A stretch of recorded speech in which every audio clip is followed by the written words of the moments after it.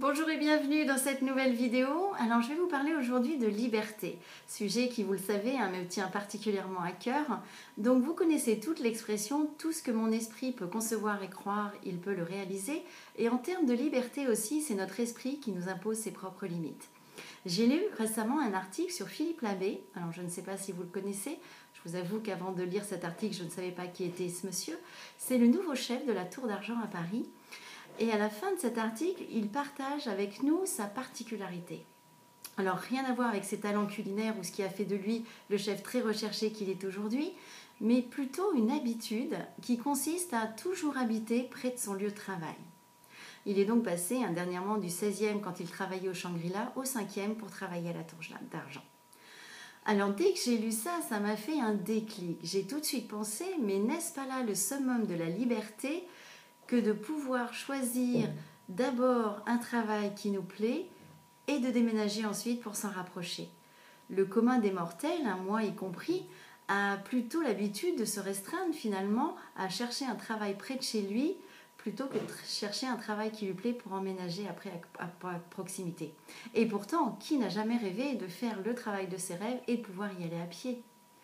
Alors, en disant cela, ça a été comme un électrochoc. Je me suis rendu compte que même moi, qui ai l'esprit plutôt ouvert quant à ce qu'être libre veut dire dans beaucoup de domaines, j'avais une perception actuelle encore très étriquée de mes réelles possibilités, même si déjà bien au-delà de la majorité des gens.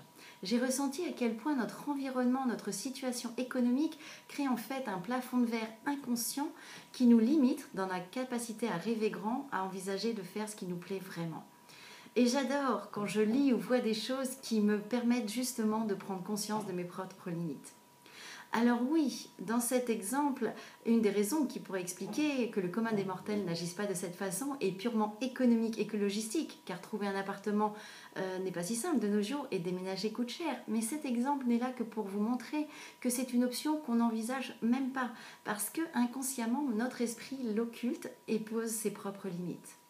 Et cela montre aussi, s'il en était encore besoin, que pour être totalement libre de ses choix et faire ce qu'on veut comme on veut, l'argent peut être un frein.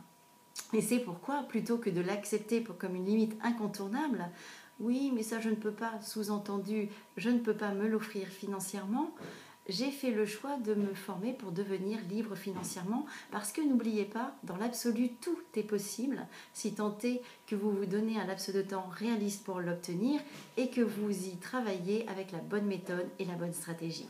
Alors si devenir libre financièrement et professionnellement vous intéresse vous aussi, inscrivez-vous sur le lien qui est au-dessus de la vidéo. En attendant, je vous souhaite une belle journée et je vous dis à demain.